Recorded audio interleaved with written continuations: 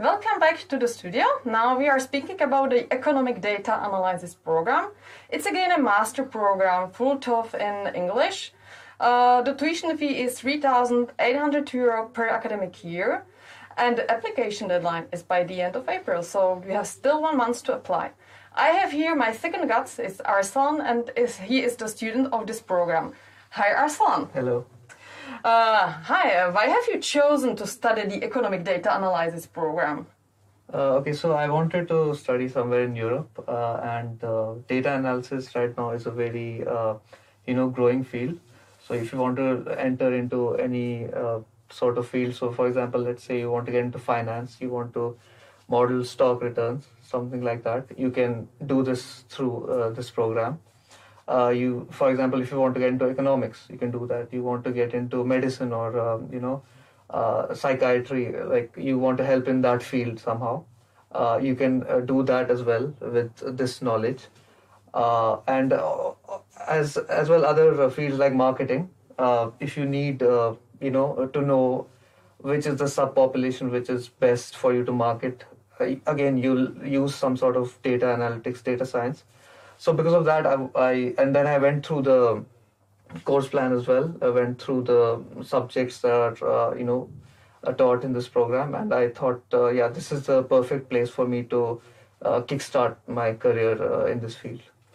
Yeah, great. And how do you like this program? Yeah, I'm really enjoying it. I've been studying for just 1.5 semester, I would say now. This is my second semester. And the best thing about this program is how the classes are structured. So we have a lecture which is followed by a seminar. In the lecture, we get to, we are exposed to a lot of theory of statistics and probability. And then just after that, we also get to, get some practical demonstration or hands-on experience of what we just studied. And this is all done in open source softwares which are used right now in the industry. So again, this kind of combines theoretical knowledge and practical experience, which you can then use once you start working. Yeah, great. In case you have any questions about the program, please write us to chat and we will answer that here. Students may spend their third semester abroad, in fact in both programs, from the ISM and from the IDA also. Did you apply for the exchange period, or will you spend the third semester abroad? Yes, actually I am going to Belgium. So I am going to the Catholic University of Leuven, which is one of the highest ranked universities, not only in Europe, but also it's well reputed throughout the world.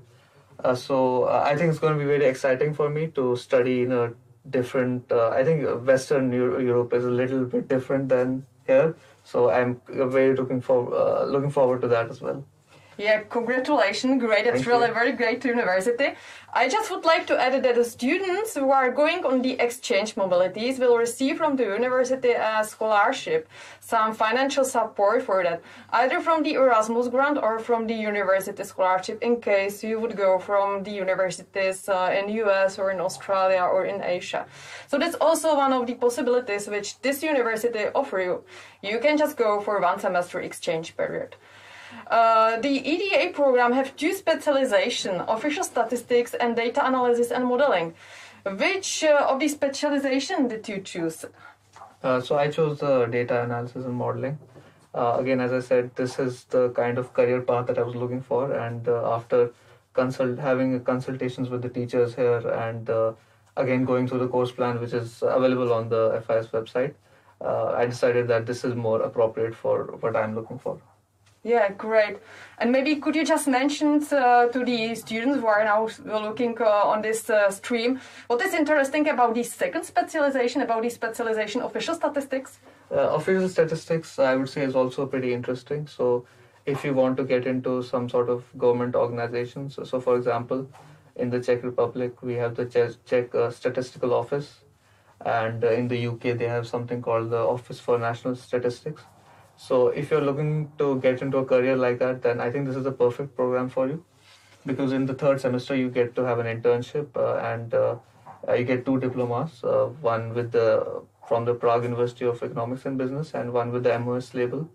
which has some very strict guidelines. So I think it will be a great thing for a career as well. Yeah, great, exactly. So the official statistics specialization really is labeled by the EMOS label. That means students receive 2 degrees. That's great, 2 diplomas. And also they are really great teachers. One of the main key teacher from the specialization is the former Prime Minister of the Czech Republic and the former President of the Czech Statistical Office, Mr. Fischer. Here's another question. Is it necessary to have some basic knowledge in statistics or programming before applying to the EDA program? I wouldn't say there's a requirement for programming because we have an introduction to a programming class in the first semester. But I would say that you do need some basic statistics. So for example, you should know what standard deviation or let's say what is an expected value of a random variable or whatever. And these are very basic stuff. This is not something that you can't learn through some online courses. But definitely you do need some sort of, knowledge of basic statistics. And I would also say just, this is not something that should stop you, I think, because you can learn it pretty easily. Yeah, great. But this course is definitely for those students who like mathematics and statistics, because there are courses in statistics, there are courses in regression and time series, but it's really very, very evaluated on the job market. Yeah. How do you like the online teaching, which is just nowadays here? So I think I'm more traditional in this sense. I prefer, in-person classes. But what I would like to say in this regard is that our teachers are doing the best that they can, in the sense they're making the classes very interactive. So it's not just them, passing a lecture. It's they're trying to involve us as well. So in the sense that there's some sort of discussion going on, or they give us small tasks and ask us to, comment on that or something like that. So it's very interesting. Also, some people just find it, easier because they don't have to wake up early. Yeah, that's true. It is also have some advantages, this online teaching. However, the teachers are really looking forward to meet the students again here at the campus, and hopefully it's happened then in September, we will see. Arsalan, do you plan to work part-time during your studies? Yes, actually, I'm working on a paid faculty project here. Which is not a part of my coursework, but it is related to data analytics.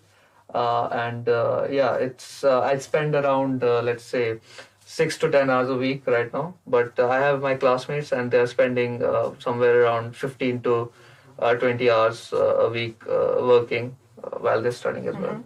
Yeah, and I have to say, really, Arsalan is a great student, and the great students could have also the possibility to work also for the faculty on projects. And do you know if many students of your class have already a job? Or at least they plan that?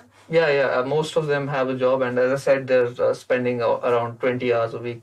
So, you don't have to worry about whether you'll be able to manage both, working and studies. It can be done pretty easily. And really, we organize the teaching, the hours, the lectures are usually of Monday to Wednesday.